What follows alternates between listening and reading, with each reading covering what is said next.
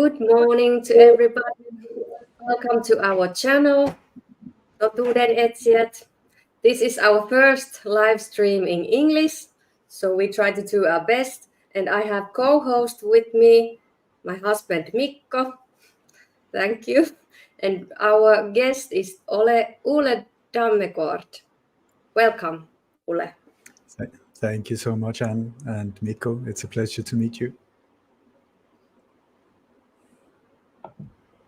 Yeah, so we haven't earlier discussed live anything, and so, but I think our viewers, they are quite familiar of your name, and they consider you as some kind of a special guest. So can you tell something about yourself at first?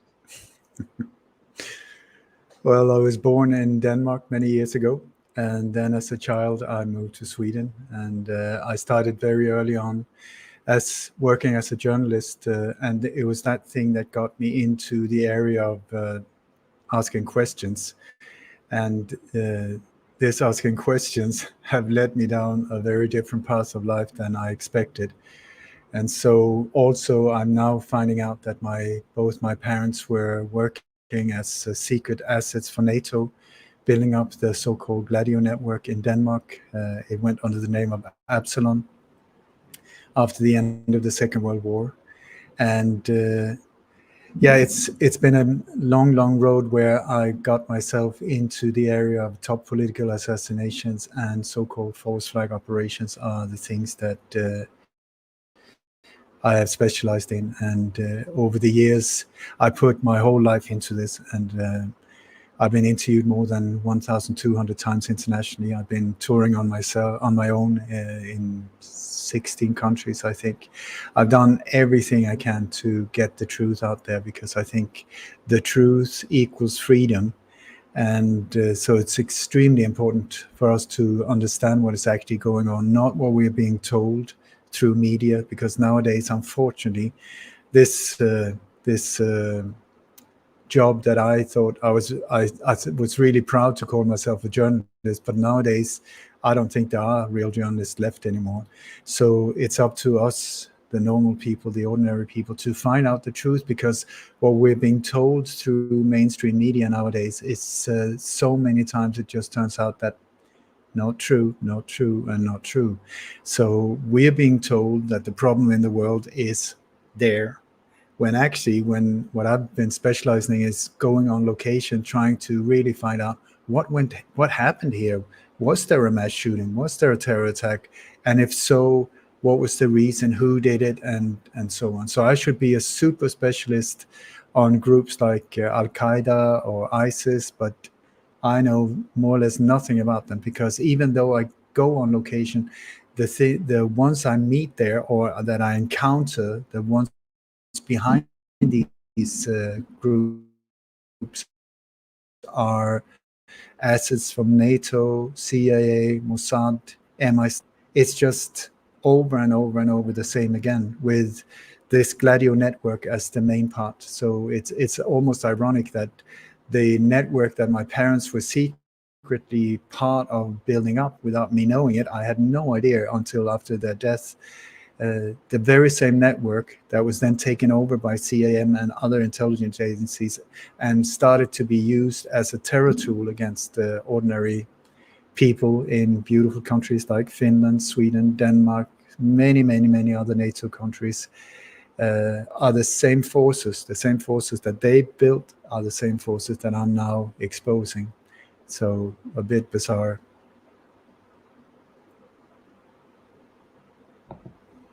Yeah, so you are basically saying that NATO Operation Gladio style stuff is still going on. So we see some kind of a Nord Stream blowing up and that kind of stuff, and blaming Russia for it. So they are continuing the similar methods still.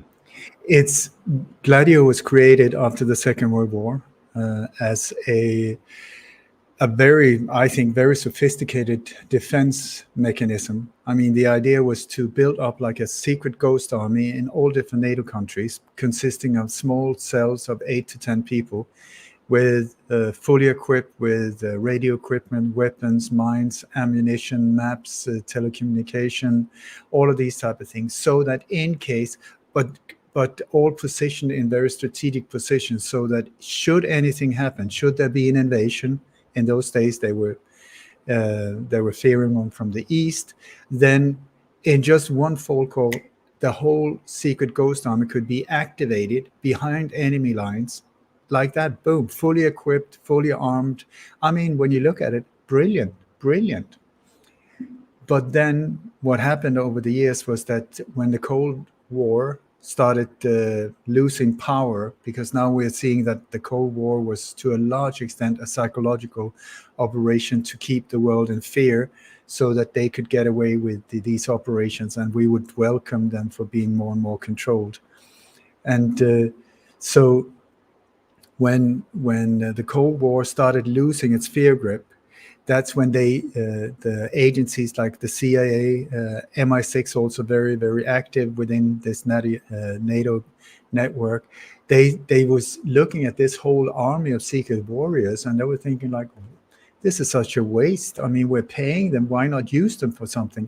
And that's when they started with what they call the strategy of tension, to inflict random violence on people in different nations, mostly nations that were more like humanistic. My God, what was that? That was more like liberal and so on. So that through fear, when they through like mass shootings in supermarkets or blowing up train stations or things that affected normal people's lives, that was the way to get people in fear mode, even in countries that were completely safe and peaceful. But through these random acts of violence that they carried out, we would then go, oh my God, we need protection. And then we would welcome them in as the saviors with more and more indirect slavery. So Gladio, nobody knew. I had no idea about Gladio up until 1990, where there was it was a lawyer in Italy that stumbled across this when he was defending some people, and this whole network started being exposed, and he just it became a massive scandal in Italy. It turned out that more than 10,000 people, all the way up to the prime minister and above, were involved in Italy. But then that scandal moved to France and many of the other countries also, exploding like boom, boom, boom. So nobody knew about it until 1990, and there was a big exposure in Sweden as well. Sweden, that's neutral, that's supposed to not be part of NATO. Absolutely not true. As far as I'm concerned, Sweden has been part of NATO since 1954, but not officially. And so when this whole Gladio network was exposed, it was like all of these countries said, oh my God, we're so sorry, we didn't mean it, we're never going to do it again. But what they did was they just went under the radar, waited for the scandal to blow over, and then boom, back in on stage, but under another code name, and it just continued. This is my interpretation of it. I do not believe that it stopped in any way or form. It was reorganized, and then they just carried it out, but more and more violently against these nations. And Finland is no exception. You've been in the receiving end of multiple of these operations in the form of alleged school shootings, alleged terror attacks. Let me see, what else have you had? Yeah, I think that's about it. This is also, it's different from different countries. In countries where people are owners of guns, they will go for mass shooting, so that they will make their weapons to be the problem. We need to take the weapons away from you to make life safe for you. If it's a country like where there's no guns, there will be terror attacks instead. So very often you will not see real terror attacks, for instance, in the US or other well-armed countries, but it would be the mass shootings instead. And on contrary, then in countries where there's not that many arms, you will see these alleged terror attacks with ISIS and this whole shebang going on. Yeah, I remember, for example, something like 10 years ago, there were in Central Europe, there were that kind of like truck attacks. Trucks were ramming people in, and then when we checked some of the pictures taken from those places, it looked like that the trucks were just installed there. They couldn't even drive through some parts of the road because there were some stone blocking gates and such which they couldn't go through. So they were like organizing, and then in Finland, I think the latest has been a couple of years ago. There was this Tuukka Taipale who was, I think he's part of Kokoomus and Perussuomalaiset party. So he was driving through Esplanade in Helsinki uh, fast with his car, but nobody got killed. But it was strange that there was the chief of security police, suojelupoliisi, säkerhetspolice guy, Antti Pelttari, just instructing the policemen there in the scene, and it looked like that Antti Pelttari was just randomly walking there in this false flag operation. Or I don't. It's not maybe false flag, but I think it might have been some kind of a ritual driving just to make some kind of case that we can do this kind of a thing and nobody gets prosecuted out of that. So because this driver Tuukka Taipale and the passenger woman, they didn't get any charges or responsibility of the actions, and it was just classified that it's some kind of a psychosis state, but still Tuukka Taipale didn't go to mental hospital to get any kind of treatment. So I think he just walked freely out of that episode.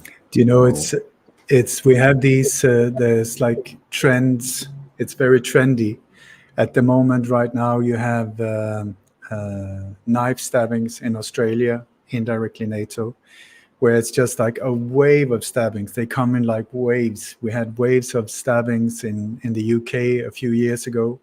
We had wave of I must say alleged stabbings. Let me correct myself. Alleged stabbings. We're being told that people are being stabbed. We're being told this and that. So in the US, there was every mass shooting were using an automatic AR-15. It was the same weapon over and over and over again. Then we had the knives. Then we had the acid. Then we had cars. Then we had trucks. Then now we're back on knives in both in Denmark and in England and in Australia. They're ramping it up. So it's either these are just coincidences or there's an agenda behind it. And that's where you have to look from a global point of view you have like a helicopter perspective to see what is actually going on. And so that specific incident that you're talking about, I haven't heard about, so I don't know about that one. But what you will see is that never ever before had trucks driven into crowds, never ever had private individuals been driving straight into a crowd, killing a lot of people. Never ever that I know of. And suddenly, bam, it was there, and it was in Manhattan, it was in Berlin, it was in Nice, it was in Stockholm, it was like that. What's going on? You have to ask yourself, okay, is this natural or is it not? And I've spent thousands and thousands of hours looking into these things. And the one that you were talking about before with the truck where it couldn't drive the way we were being told, that was in Berlin. So, but what they're trying to do is problem, reaction, solution. It's an old Roman template about how to get us to accept their agenda. Because if they just told us this is what we're going to do, we would just say, I don't think so. So they have to make it make us scared, so that we are not also understanding that we're not understanding that it's actually them creating the problem. They need to be the savior. Otherwise, we won't accept their solution. So it's like problem. They secretly create a problem, a bomb, an alleged terror attacks, an alleged bomb, an alleged mass shooting, an alleged car attack, whatever. The reason they create it is to get us scared, so that we sit behind our TVs at home and go like, oh my God, that's awful, that's awful. Something needs to be done. And then we turn towards the people we think are there to protect us, like the police, like the military, like the government, saying, please help us.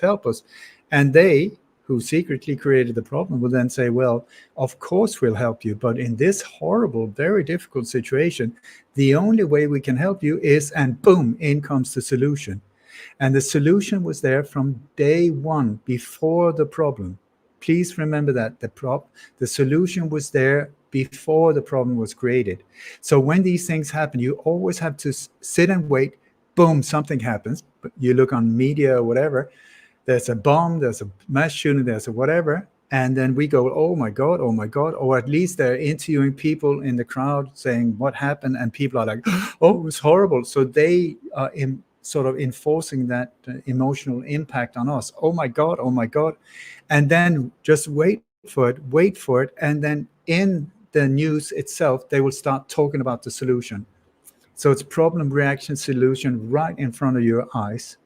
And so with all of these cars attacks, if you look at the smart cities, the Internet of Things, and also the driverless vehicles, all of them are part of pushing us into this 15-minute cities, digital grid, the Internet of Things, where everything is digitally controlled. The reason they put billions into driverless vehicles is because we are not supposed to, in the future, to be able to drive wherever we want. We're going to be forced to stay within these 15-minute cities. And as soon as we get to the edge of that, there will be like a digital grid, so the car will just turn left, turn right.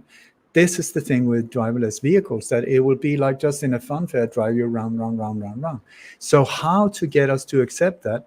Well, here you have all of these attacks with cars. Suddenly people are driving into crowds. Suddenly trucks are driving into supermarkets. Suddenly trucks are doing all kinds of weird things, so that we will think, oh my God, it's the vehicle, it's the car, it's the truck, it's the whatever, is the problem. We need to get rid of them, instead of saying, oh my God, maybe there's something wrong with the brakes on these cars. We need to fix the brakes. No, it's the cars. They wanted to, the cars, the vehicle, that was the problem. So, and you will see every time there's one of these alleged incidents where a truck or whatever has driven into a crowd, at least that is what we're being told. Please notice that one. We're being told that happened. At the very same time, just in the background, in the same location, the days after, there will be this introducing the new driverless bus going to the library and the train station, like that. Isn't that amazing? So people come from, oh my God, vehicles are dangerous, to, well, look at that one. There's no drivers, there's no crazy people. I might as well get on that one. So there's these bump, and then boom. Boom, problem, reaction, solution. Problem, reaction, solution. You had like in Finland, let me see if I remember right, there's been hundreds and hundreds of these operations. But like when 9/11 happened in 2001, one of the main reasons, there were so many reasons for that operations, but one of the main reasons was to start the war of terror, not war on terror, war of terror, where the people that created that whole attack did it to get problem, reaction, solution,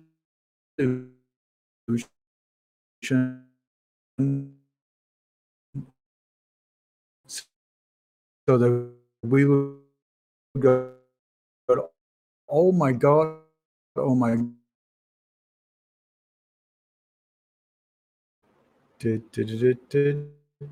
Are we back? Yeah, okay. So there were so these wars were built on something that now I think most people can agree on was complete bullshit, absolute bullshit. How they carried it out, it's still up for discussions. It's so multi-layered, but the reason for it was on a main part, to start the war of terror. And then after that, all of these different NATO countries, or countries that was close to NATO but were needed to promote this whole agenda of absolute terror and war and violence and death, needed to get on board. And it's like after 2001, that's when countries that would not say yes sir, no sir, and just accept whatever, like Finland, like Indonesia, suddenly had these terror attacks, where you will see Finland was saying, no, we're not going to accept that. Boom, there was this mall shooting, this mall shooting in 2002. And right after that, you had here in Bali, where what did they hit? Was it like a Balinese temple so that the Balinese people were the target? No, it was the most popular places for Australians and people from New Zealand, their party place. So they hit here, but actually they were going for mostly for Australia and New Zealand. And right away, Australia and New Zealand said, oh my God, we need to defend ourselves against the terrorists of the world. And boom, they were on board. Close to NATO and part of NATO, and suddenly they were on board. And it's like dear old Mr. Barry Soetoro Obama, he said very kindly afterwards, like, sometimes we just have to twist the arms of nations. This is exactly what he means, like just force them into do what they want to.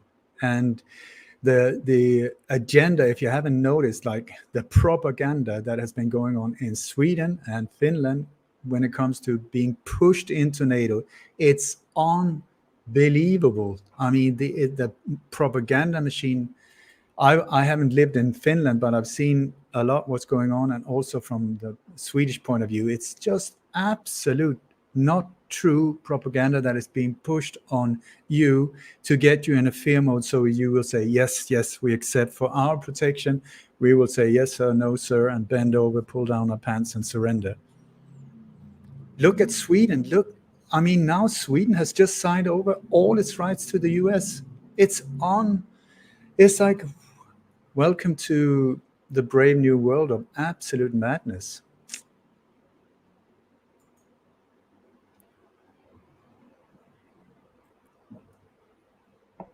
And there was silence. The one viewer who asks about this, that Russia is going to conquer the world, this kind of a conspiracy theory. What do you think about that? I think that if we look at nations, we miss the bigger picture. If we look and we say like France is doing that, USA is doing that, Argentina is doing that, you have to look from a higher point of view. This is no longer a matter of nations or empires. It is like nowadays it's more or less like people behind the scenes, or people, I don't even know what they are, but forces behind the scene that are hiding behind multinational companies like BlackRock, Vanguard, State Street, but who has these agencies to do the dirty work for them. You know, it's the CIA, it's a Central Intelligence Agency. I mean, if you ask me, I think that stands for Cocaine Import Agency, but whatever. The agency is like indirectly a word for rent. You can hire them, and many of the big companies are hiring them as hitmen, like a hit organization to go in and clear the way for their business agenda, get rid of elected democratic, the real leaders of a country, just get rid of them, assassinate them, send in economic hitmen, whatever, to pressure them into backing off and to be replaced by their people so that they can control it. They're also behind so many things to destabilize different nations. It's the same it's like it's mafia methods. It's exactly the same like mob families that are terrorizing neighborhoods to get control over them and suck everything, life and anything of value out of them. Yeah. What do you think about the Ukrainian war? Sorry. So what I'm saying, I didn't answer your question. So what I'm saying is, when you look at Russia and China and the US in the old days, maybe that was a correct way of looking upon it. But now you will see that there's these small groups of power. I mean, they call themselves the elite. There are words that I could call them that would be more not so nice, maybe. But these are not nations. These are handpicked individuals in international networks that works through groups like the Bilderberg Group, the Council on Foreign Relations, the Trilateral Commission, the Committee of 300, the Club of Rome. These type of organizations are the ones where a lot of these decisions are taken. They're absolutely not the top of the pyramid, but a lot of the organizational work is done on these levels, way above nations' governments. The governments come underneath. The presidents come underneath. They're just players. They're getting phone calls saying, do that, do this, yes sir, no sir, and boop, that's it. Getting well paid to serve somebody else's agenda. So when you look at what we're being told, a lot of it, I think, is you're being up against almost like an illusionist that is trying to divide and conquer and say, oh, look here, oh, there's a bad boy over there, and oh, this is happening. You have to take a step back and say, wait a second, what is actually happening here? And that's also where you can see who benefits from me believing what they're telling me. You will see it's problem, reaction, solution. Again, who, or the old cui bono, who benefits? That's the standard one when you look into any murder case or thing like that. Who benefits? So follow the money and you will see, whoa, we're being told that. And then you just see, but actually it's that. And so I think it's very important to find out what is the problem if we want to find a solution, because if we're being told that that is a problem and it's actually over there, then we are totally lost. So I thought that this world was completely mad, that we had problems everywhere, that there were terrorists everywhere and all this. Not at all. It's a small little group working internationally like this, boom. So it's getting easier and easier to pinpoint who's actually doing it, because the same individuals, the same companies, the same power structure is behind more or less everything bad that is happening at the moment. It doesn't matter if you look into vaccines or chemtrails or mass shootings or top political assassinations or you name it, boom, it's the same people again and again and again and again. You have the fourth industrial revolution, Klaus Schwab and his gang, which also have this organization under them called Young Global Leaders, where they've been preparing since the early 1990s, at least, they've been sort of educating and manufacturing leaders of tomorrow, of the future. And over these years, you had, if Klaus Schwab is telling the truth, Putin was one of them.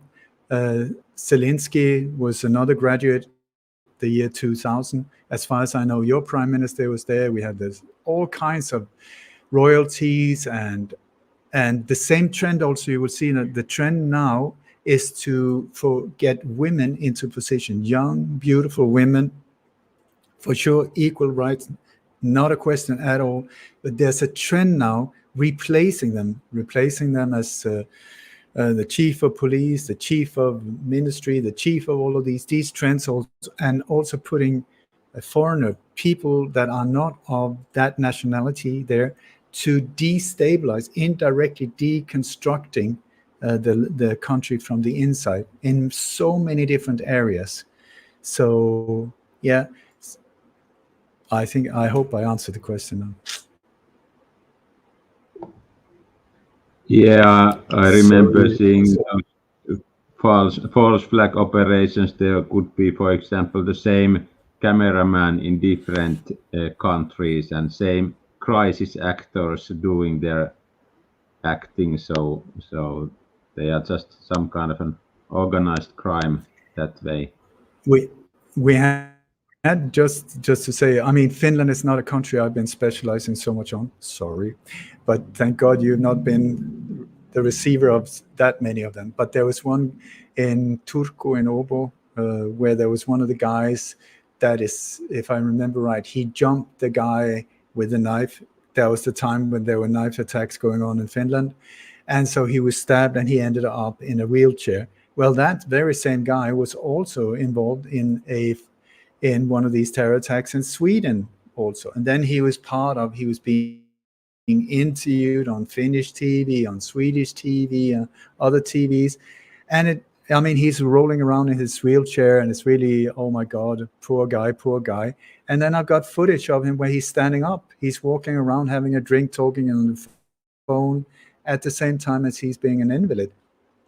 And many times these people, you will see that they are former militaries. They have a career, former military guys. They're now 45, 50, but former military guys. And this is the people that are being used many times in these operations.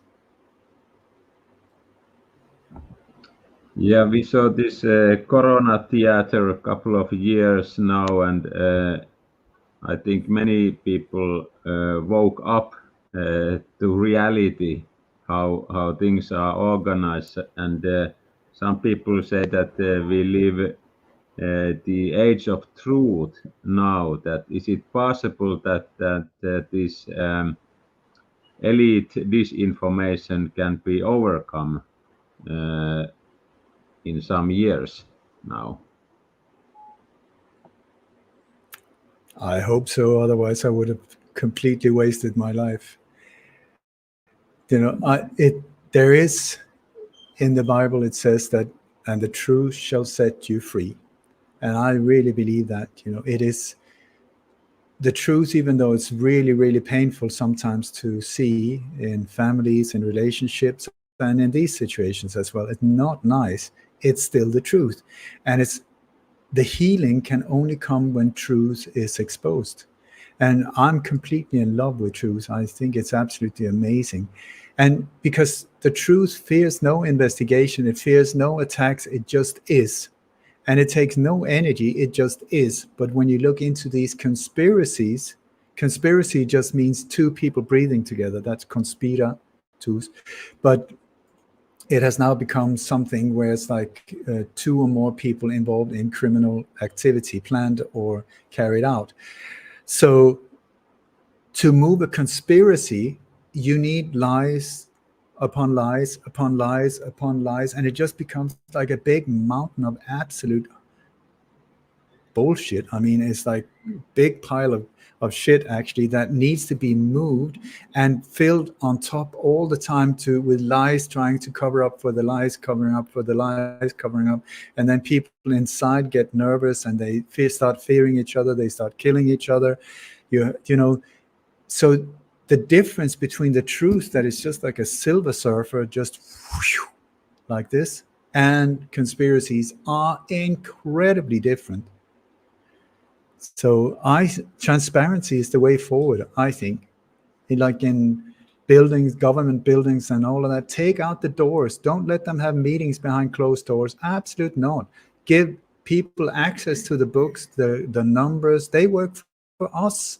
But when you look to the word government, it means it's Latin, govern, control, ment, the mind. It says it, or in Sweden and these Scandinavian countries, or German as well, it's called regering or regierung, which means controllers. I mean, really, I don't think that we employ them to be our controllers or anything like that. But that's how they behave. They have an agenda where they're loyal to somebody else, not us. You can see that not through their words. They will tell you anything you want to hear. Look at the actions. Look at the actions and you will see it's not that people are incompetent and they don't know what they're doing. They're very aware of what they're doing, and they're making this is the development of your nation planned to come into complete destruction. And it's going faster and faster. And the reason for that is because they want to destroy everything. It's the New World Order agenda. Destroy everything, and then out of the ruins, build their new empire. Yeah. So, Are you familiar with this? it's not by coincidence. And when you look at also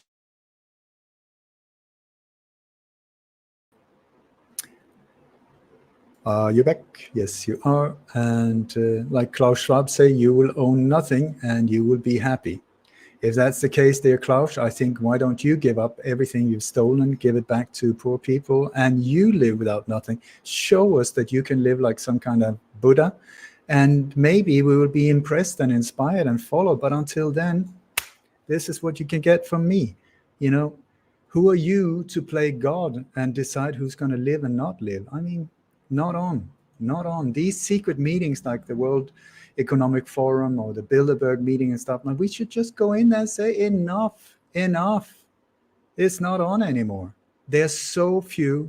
I'm not talking violently, but there's so few. We are so many. They're in the thousands, possibly not even that. We are billions. Do you know the difference?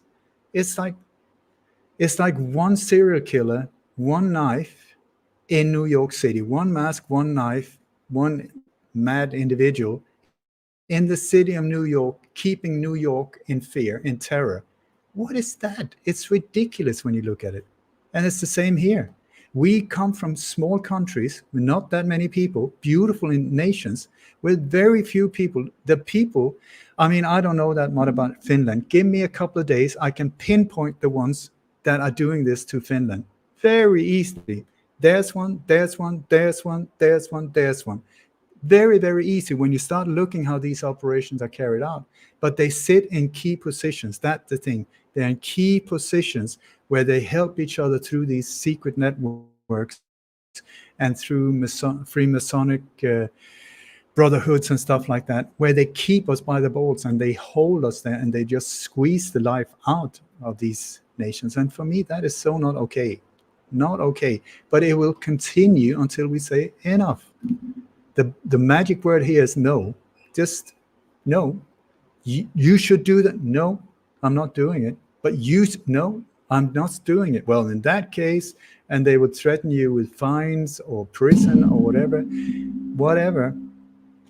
Not doing it. The word is no, because my heart is telling me the truth, and this is not right to do towards other human beings. I'm not doing it. The more of us that say absolutely no way, this machine will come to a very fast stop. I'll tell you that. When these people, it's just like you're playing cards with a poker shark or something like that, and you say, I can see through your cards. I can see when you are fiddling around with the cards. I don't accept it. Once you expose them, boom, it comes to a stop. It's in the shadows, in the background, behind closed doors, that they conspire and they do all of these things. They say that the problem is out there. It's always out there. It's the immigrants. It's the Muslims. It's the terrorists. I tell you, the real enemy is within. It's from within. And this enemy from within is connected to other enemies from within in other nations because they're part of the same group. It's a small network. This is not a big problem, really. It's just that we're in this fear spell where we just say, that's about it. Instead of standing up and saying, listen, this is not okay. This is so not okay. Why? I mean, things that 10, 20 years ago was Monty Python with this whole gender thing, and men wanted to be pregnant and all of these type of things. It was like a laughing matter in Monty Python not that many years ago. Now it's in the US military, like soldiers walking around in pink wigs and wanting to have a boob job done on paid by the state while defending it's like we're in this inverted reality. I think whoever is creating this reality is just saying, please, for the mother of pearl, wake up. Let's see. Okay, if we make it this mad, will they react? Will they start seeing it? No, still not. Okay, but maybe if we do it like this, come on, you must see it. Story, not all of them, they're still really asleep, a lot of them. So we just twist it up again. I don't know if you noticed, but it's coming to a level that is just beyond ridiculous. It's if you take a step back, it's actually quite funny to watch.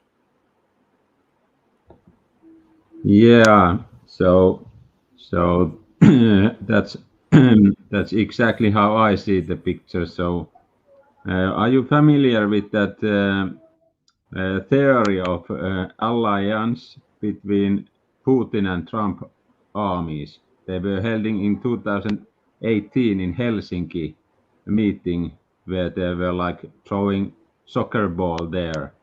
So people think that they are now orchestrating some kind of that they are destroying the deep state system that has been running. Are you familiar with that and all kinds of white hat theories? Yes, I've heard about the white hats and black hats and red hats and green hats, and I mean there are hats all over the place, but I don't see any difference. Where are I get all of these reports now? There's been like these in Guantanamo Bay. There's been executions, and Hillary died there, and these were her last words, and this and that. I don't see any difference whatsoever. So I tell you, I hope it would be amazing if there are white hats out there, but until then, I just think we have to do it ourselves. Dear Mr. Trump, I mean, I don't trust any of these players on that level. Absolutely not. When you look at who he's dealing with, who was in his administration, who was that, and people say, yeah, they were his enemies, but it's better to keep your enemy close. Okay, so you handpicked exactly your enemy to work against. That, I mean, I'm not super smart, so maybe that's the way they play these political games. But at the same time, you have to look and say, why on earth did you pick exactly the ones? Why did you go to Israel? Why did you go the whole shebang? Why did you? I mean, this is what I believe, is that we are looking at these individuals like front players, like Donald with the hairdo, or Joe Biden with the diaper, or Putin, and we're waiting to see where's the hero, where's the good guy. We're so good guy, bad guy, white hat, black hat. But with the behind the scenes are something going on that is like the world of these agencies, which is smoke and mirrors, like inside a labyrinth, inside an enigma, inside of a. It's so difficult to know the clear picture. Many people, even the people involved in these operations, don't understand it themselves, because that is the way these operations are set up by design, by standard, where everything is compartmentalized, meaning you only know your part, you know your part, you know your part, and very few people know the whole picture. So when we're being told, yes, they had this meeting and they decided to do this, did they really? In that case, great. But I completely doubt it. And who are the ones saying that they had these meetings? Then you will have to look at who owns these news media agencies. Are the owners, do they somehow benefit from me believing that happened? Or because when you start seeing how this international media is owned and controlled, you're back to like, oh my God, it's so rigged. This is so rigged. And so what we're being told, you have to ask yourself, question number one, is it true? Yeah, it is. Okay, how do you know? Well, I read it on the screen. Okay, so who can affect that screen? So maybe somebody that can have a large controlling part of the internet. Could they sort of affect it? Could this be propaganda? Could it be something else? Yes. So how do you know it's true? Because I saw it on the screen. You don't know. And this is nowadays with all of this film editing equipment and film effect apps and whatever, where you can swap faces and you can change the voice of somebody and you can do. I mean, how do we even know? Putin said that. How do you know? Well, I saw it on the screen. Means nothing. Well, Trump said that. How do you know it was Trump? Well, I recognize his hairdo. Well, there's more than one with the same hairdo. We have like 4 different Hillary Clinton. I was part of making a book. We have 4 completely different individuals that have been portrayed as Hillary Clinton with the same hairstyle. And we just like, Hillary, Hillary, Hillary. They're not even the same age. One is short and quite fat. One is young. One is really old. And we're still like, Hillary. We had to snap out of it. And when you look at Trump, what on earth did he do? He was draining the swamp. Was he really? Yeah, he did. Okay, what did he do? The storm is about to come. And in situations where really big things were going on to destabilize the world, he diverted the attention like, let's buy Greenland. Come again? Let's buy Greenland. And the whole world was just like, why? Looking that way. It's like being up and like against a magician. Divert the attention. Look over here. Buy Greenland. Another time when things were really going on, he said, let's build a wall. Where? Towards Mexico. Well, who's going to pay for that? Let's make them pay. So the whole world was discussing, why should the Mexican pay for the wall that didn't work anyway? While in the background, a lot of real things, really negative things for the world was going on. So look at these players, how they dung. And I've been touring a lot, and 2 times people have come up from the audience saying, when you talk about false flag operations, the way they set these things up, you're describing my job. And so I said, so what's your job? One of them said he's a magician. The other one said he works as an illusionist. So how to divert, how to think that these are the options. You think that you picked that card. No, I picked that card for you. You think that you have a free will.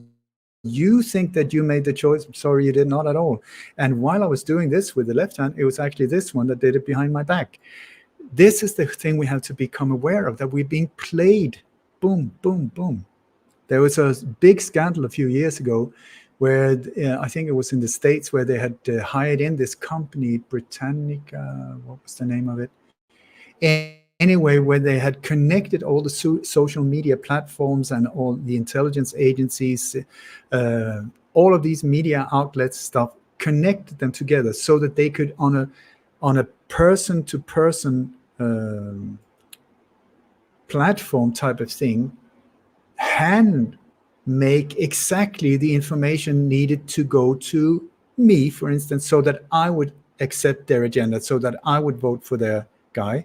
And another one for Mikko would be different. The feed from Facebook and Twitter and all of these things would be different. So it would affect you from coming from what you liked and the comments and all of these type of things and your friends. It would be in a different way, so that they could manipulate you, and it would come in a different way, but specially made for you. And now with AI, God knows what are we looking at when we look at these screens. They're called smart screens, but they should actually be spelled EVIL, evil screens. Who is controlling it? You have to take a step back and say, whoa, wait. Until I believe this, I need to see if I can find the real truth. And so people start Googling, who controls Google? Well, on YouTube. Well, who controls YouTube? And why is the censorship so hard on people like, for instance, myself?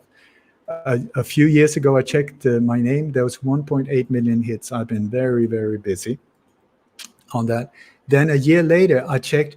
It was like 19,000. Same search, 19,000. That's 94.7% was gone of everything. Just imagine, I'm just one. All of this, it's just gone forever. This is one of the reasons why a big part of my daily job is to download stuff and then save it. I've got I think the world's biggest research vault. It's more than 5 terabytes now of perfectly organized information in thousands of cases, because it just disappears. Something happens today, you go back in 2 weeks.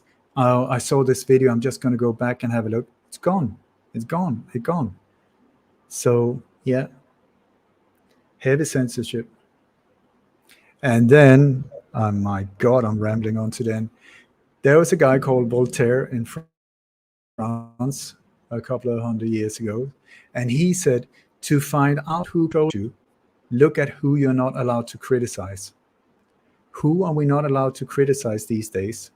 There's a very specific group of people with a very specific faith, among others, where you can, if you just point, oh my God, the whole thing explodes. So look at that. You're not allowed to criticize. Look also at the trends. In many trends, you're allowed to say any horrible thing about Muslims and call them all kinds of names. You go in another direction and the door is closed, and you will be prosecuted and put you away for just saying, well, I don't know how it works.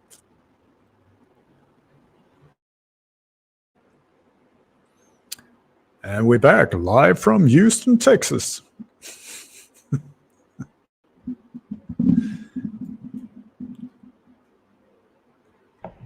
Yeah. So, and have you got any questions? Yeah, I think you mentioned this, that Trump selected his enemies.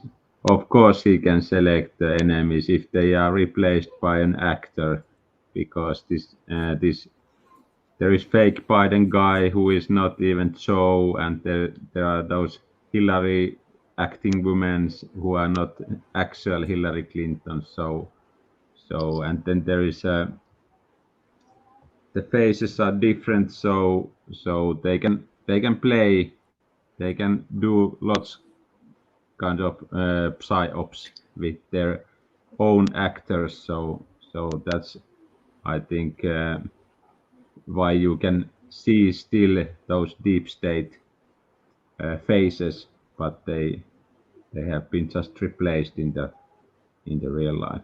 But it's bigger than that, though, because it's sort of like, I mean, I grew up in Sweden. I believed in democracy. I believed that there was no corruption. I believed that the police were trustworthy. I believed all of these things. I mean, I was super naive, and I like to think good of people and things like that. And it's been a very, very sad and shocking trip for me to go down this path and find out, like, oh my God, what the hell? And that's just Sweden. But Sweden is a very interesting country in all these operations, because they're number one front line when it comes to pushing a lot of this agenda on the rest of us. So the thing is with when you start looking at how the political systems are set up, I mean, once I started finding out how they work, I've never voted. I've never, even though I dedicated my life to find out the truth, I've never listened to a politician. I don't listen to any of them, because I know also from the inside how they're rigged. So in most countries, democracies, we have like different parties. Like you have like one left, one right, one center, and then you got a few in the middle, small ones normally, so that you can choose which one do you want. Like, do you want this one? Do you like that one better than this one? Are you right wing, left wing, center, whatever? Okay, so this is democracy. And when you think of democracy, by the way, it's like, what does that mean? It means like we vote on the option that gets the most votes. That's democracy, so let's do it. That's also the mentality of a lynch mob. Like if 90% says, hang the bastard, and he got hanged, and 10 are saying, but it's not right, it's not right. Well, democracy says, hang the bastard, because all of these 90 wants it. So democracy is a strange one for me. I don't really get it. But anyway, So the way it's put up is like this. And so many people, they go there and they vote for that one, that one, that one, that one. The thing is, the only problem is that it belongs to me. The arm belongs to me. So it doesn't matter which one you choose. And this is also why nothing changes. Well, the next election, it's going to be different. Yeah, here's another hand. It's where does it go? You can throw that one, that one, that one, that one, that one, that one. But it still belongs to me. Well, in 4 years, it's going to be different. That's true. And here it comes again. And nothing changes because I'm still in the background. I am still in the background. This is how it's rigged. And it's in many countries. I don't know specifically about Finland, but I can more or less guarantee you that is the way it works. So, and then these ones are not just anyone. They're all handpicked by me. The owner of the arm has handpicked them. So many people, politicians and so on, that means, well, they come young and green and I'm going to change the world. And I say, go, fantastic, do it. But during their way to powerful positions, they will be intercepted by these forces. And very often to get over a certain level, they have to be corrupted. Otherwise, they're not allowed up in that game. They're not allowed up. I had this from insiders. This is not what I thought myself, but it just comes to a point, meaning they have to be sure that the ones on this level is their people. I'm talking about the ones behind the scenes, the puppet master, boom. So the people that you are allowed to elect, it doesn't matter to them. Which one do you pick? This one, this one, this one. They all belong to me. So I'm in charge of this game, and that's how it's played.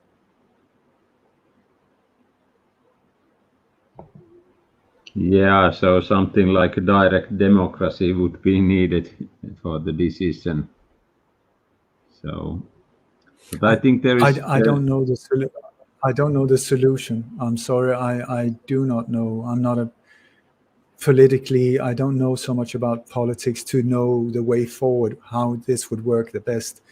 The way I see it is that if we let the voice of the heart, our heart, know what is right and wrong, and not let this one control us so much, then that would be a lot better. The world would become a lot better place to be.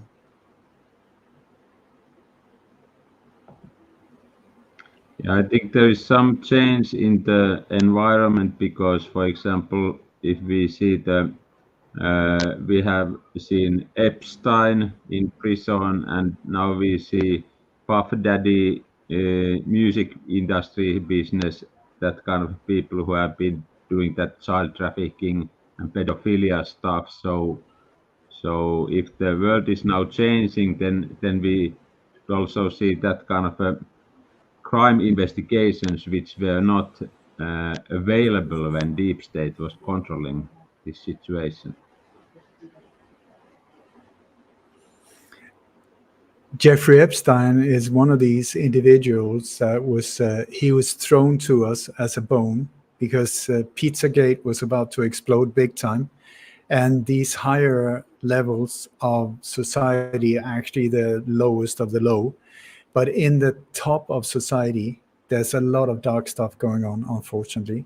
And one of these things are involving sex trafficking, prostitutes, children, and so on. Very sad to say, but this is on an international basis.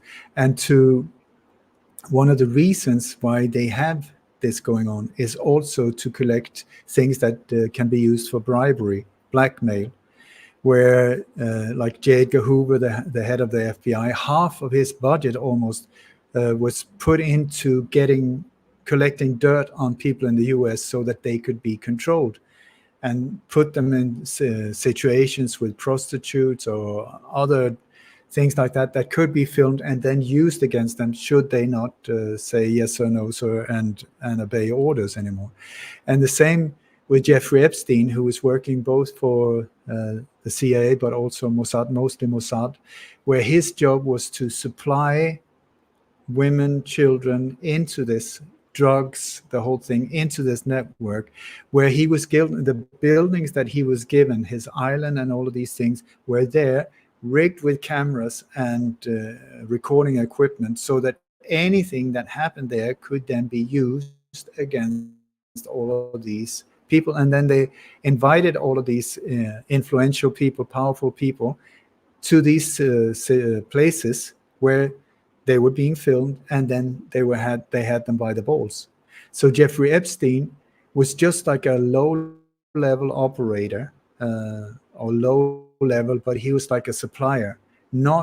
He was not the pedophile as such. He was not the one really doing the bad stuff. He was the one collecting information and setting people up.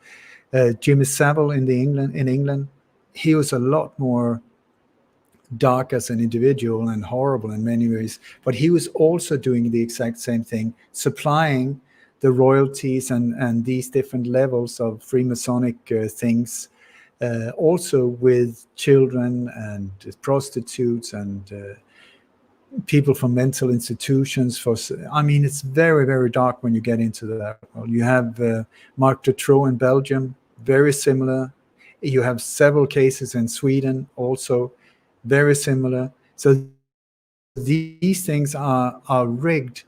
And so when Jeffrey Epstein went down, I had a guy outside the courtroom when he was put in prison. I said it live. I said, this guy is so not going to come to trial, never, ever, because he's weighs too much. So either he's just going to suicide himself, or they're going to let him out. And I don't think at all that he was that he died in there. Absolutely not. He was just relocated and used for other operations. So this whole thing with when it comes to the level of, for these cases, like, so all of the guards fell asleep, the cameras just happened to stop working. This is a high security prison. It was just one of the top criminal cases for the last decade or more. And then, well, very sorry, they all just happened to go to sleep. And I've interviewed people that have been in that prison. It's like, there's no way. It's like 24/7 surveillance cameras, people everywhere like that. And then he just happened to hang himself. That's a good one also, where the first thing they strip you of is thing that you can hang yourself with. So it's like, makes no sense. Then the body they carried out didn't have the same ear shape as Jeffrey Epstein. There's not a single true word there. And then they say, well, Ghislaine Maxwell, no, she's going to come to trial. She's never, ever going to say anything that will really make a difference. They would throw a few bones, maybe a few names. Oh, you bad boy over there, you just go and take the fall. And like that, diversion again. Do not look at the real truth. Do not get too close to the real truth. That's how this game is played. So everybody's focused on Jeffrey Epstein. He was just like had it been for a supermarket, he would have been the one delivering the vegetables. He wouldn't be the owner of the supermarket. He wouldn't be the one in charge. Not at all. He was a low-key level player, but they had to give us somebody, so that we would think, oh my God, now they absolutely stopped global pedophilia. It's amazing. One person down, boom, that would stop it. Not at all. It's just continued. Unfortunately.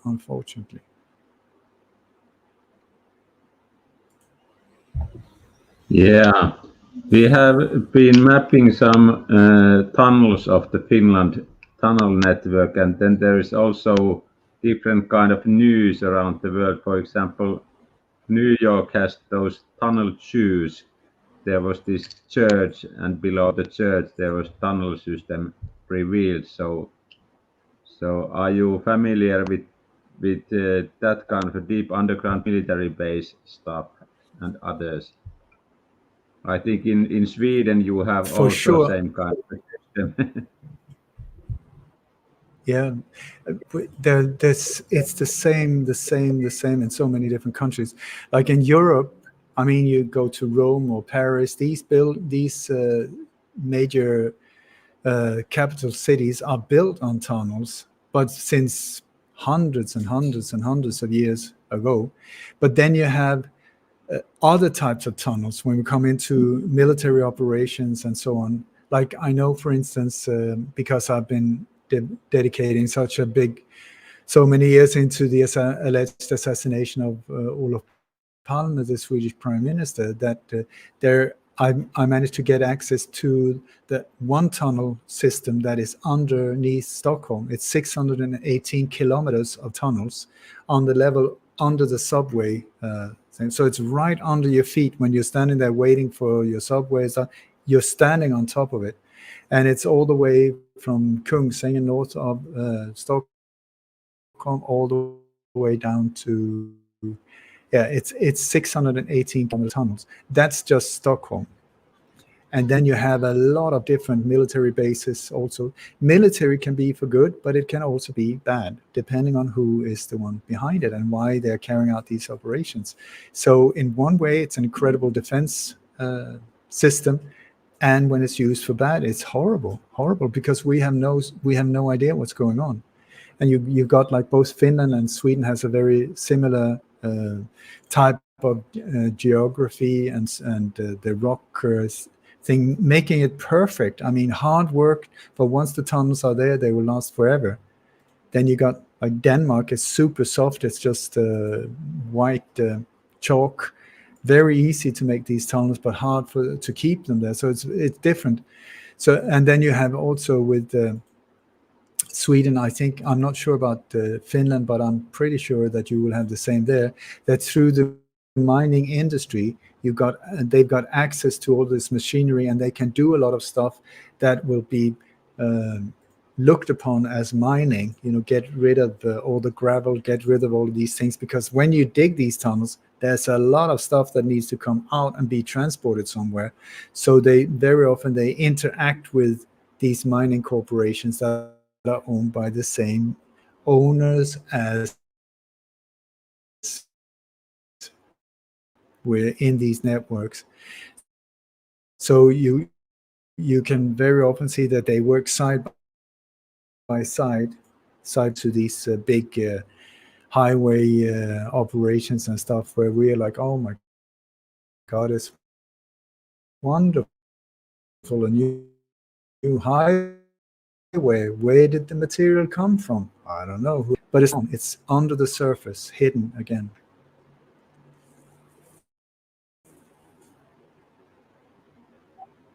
Yeah, we have been discussing 1 hour I know already. in the US, there's a lot of these so-called. Okay. Yeah, so we have been discussing now. I don't know. 1 hour. Do you want to continue? Maybe one last question. Okay.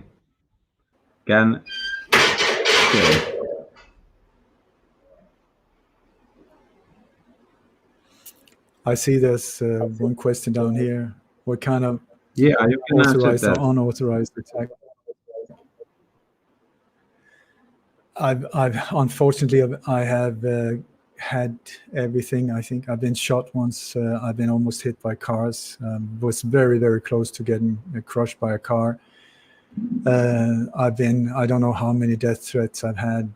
I've had friends murdered. I had friends that are now in jail, that are in mental institutions. I and my family, we moved first from Sweden to Spain when it was getting too eerie in Sweden. And then after 20 years in Spain, we left again during COVID. We escaped and we came to Indonesia, where I'm living now. So it's and the censorship and the attacks in sort of like on an internet level, I could go on for hours, but it's just boring.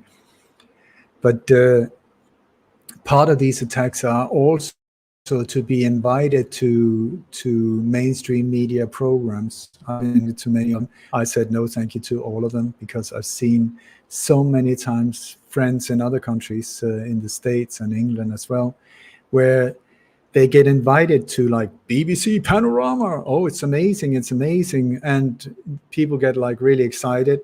And then, like, for instance, my friend, Professor Jim Fetzer in the US, a team from BBC went there to Duluth, wherever that is, Minnesota, Duluth, Minnesota, where he's living. And they recorded 8 hours. They filmed 8 hours with him, and they left. I spoke to him. He said he was so pleased. These people were so nice. It was incredible. They had such an interesting time. And I was just like, Jim, I really, really hope that this is not going to go the same way as it normally does. And so the final thing, these 8 hours was then cut down into 3.5 minutes, where they had cut it in a way that he looked like he was completely brain dead and made no sense. Tin for that conspiracy madness like this. And that's how the game is played up until now. I really, really hope that soon we will see that there is a shift. I already prepared for several years where we have been recording ourselves, but with high quality TV production type quality. I have about 17 hours of interviews with myself in different areas that are there on standby on the day when mainstream media will be controlled by us, the normal people, because then there would be I think that there would be an incredible interest in, like, what the hell happened? What, there was, because a lot of people are in the sort of becoming aware state where it's like really confusing and it doesn't make any sense. And then you got people like myself who's been down this road for like 43 years or whatever, that have gathered some information along the way that could be of help for people to understand what is actually going on, also so that we can avoid it from happening again. Yeah, I think that fake news media, mainstream media, is still needed because there are lots of people who don't want to wake up. So they can just continue living in the illusion, and that's healthy for them. So only those ones who want to get into truth issues, they can change the channel. So it's a good solution at the moment. The thing is, mainstream media is fantastic. I mean, the networks are incredible. The quality of pictures and images, everything is amazing. It's just that the one controlling the media outlet is now loyal to the agenda going that way, and the freedom for us is going that way. So we have a bit of a problem here. But as soon as these two can be sort of organized, and that will also be at a point where suddenly it will be financially beneficial for the owners of these stations to go with us instead of to go with them, these big bad boys with deep pockets that can control through finances. But when we say, but listen, we are interested here, it will be beneficial for you to start telling us the truth, there will be hopefully a shift there as well, because we're coming to a point, I don't know if you can feel it, but it's just like coming closer and closer and closer to some kind of shift. It's like if you have a table tennis ball and you have a corner in the room and you throw it and it goes like bum, bum, bum, bum, bum, bum, bum, bum, bum, bum, bum, bum, bum. We're here somewhere. So either it's going to go right to a very dark place, or it's going to go woohoo to a very place like that. There will be a shift, and I really will do everything I can to be part of the woo to the wave. It's up to us.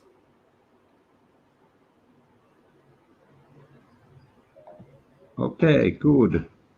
Yeah, so I think maybe we are finished. Anne was saying that that we will translate this in Finnish, so we will get also a video out of this later on. But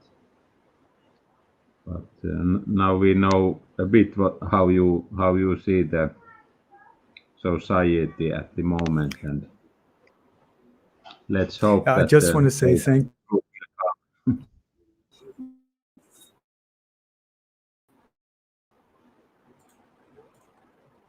I really want to thank you, because Finland and other countries where the understanding of English is limited have been sort of put at the back burner. I mean, like Greece and Bulgaria and many other countries where the population don't speak English that fluent. they have been in a position that has been sort of not so good for them. So I'm very grateful that you and other Finnish shows are opening up for this type of information, and hopefully it can be part of making a difference in these beautiful countries.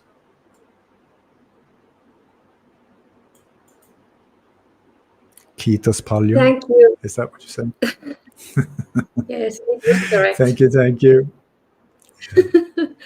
Thank you, Ole, that you came as our guest. It was really a pleasure. And hopefully you... Before I leave, can I just say that... yeah. Can I just say that before I leave that... Sorry, there's this disconnection here. Can I say before I leave that at the moment, I'm putting together what I call 11 Strong.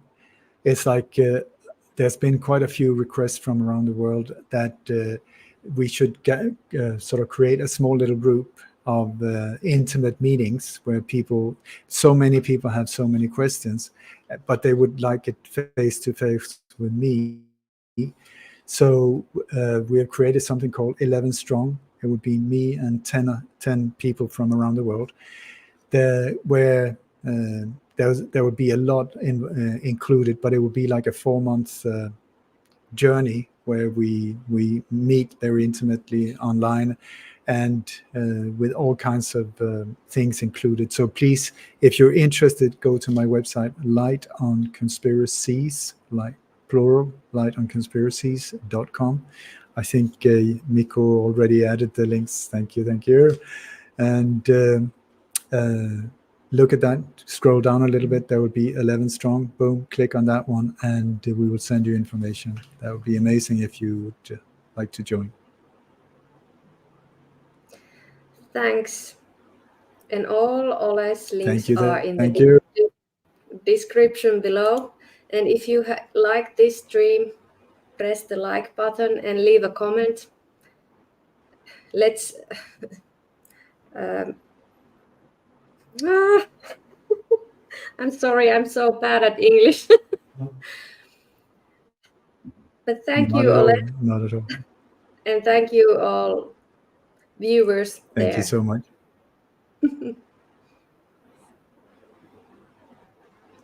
Thank you. Mikko, do you want to say something? I think we are finished. Thanks for coming to the stream. Okay, thank you all, and bye.